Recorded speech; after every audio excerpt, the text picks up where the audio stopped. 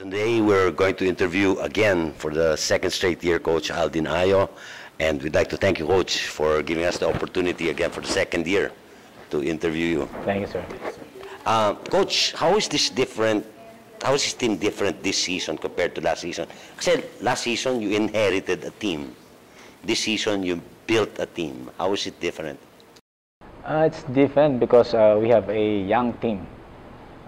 We have 4 rookies, but we have lots of sophomores, and we don't have fifth-year players.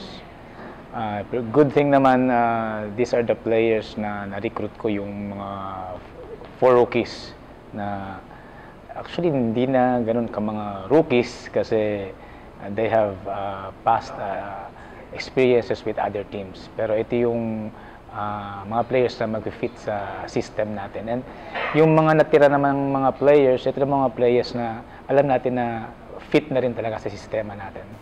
Do you feel this team is more your team? Yes. And last year, malakas yun kasi nandun sina JT, of course. Who can replace Jeron Teng.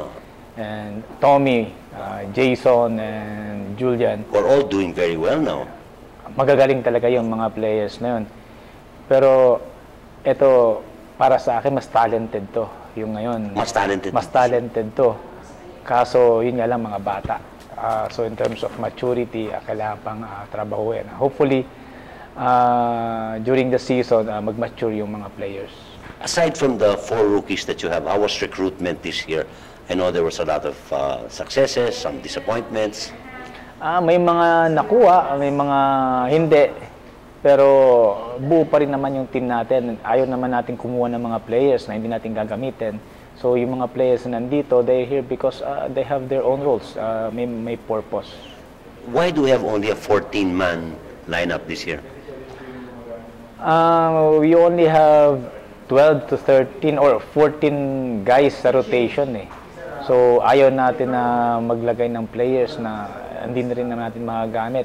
Meron sanang slot for J-Boy Gob, kaya lang hindi siya naka-recover dun sa injury niya. Supposedly 15 players yun. Kaso niya hindi naka-recover. So we only have 14 na okay pa rin naman kasi sa rotation nga sa ibang coaches mga 8 players lang to 10 players eh. So yung 14 players natin, they are capable of playing and they are capable of performing. So wala namang magiging problema. You said, like you said, you lost 4 great players. How come you were able to be so successful in Taiwan? Because the remaining players stepped up big time, especially Richie. Si Kib naman kasi, tapos si Aljun nandun naman palagi yun eh. Gabe had a good game also. Gabe, Andre also. Yeah. So Santillan. Yes. Actually, it was a collective effort.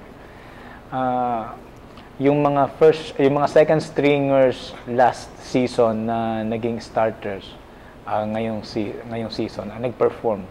So it's just a matter of stepping up dun sa mga bago nilang roles.